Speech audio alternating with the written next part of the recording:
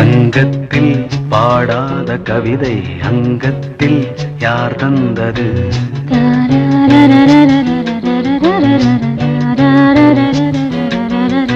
சந்தத்தில் மாறாத நடையொடு என் முன்னே யார் வந்தது?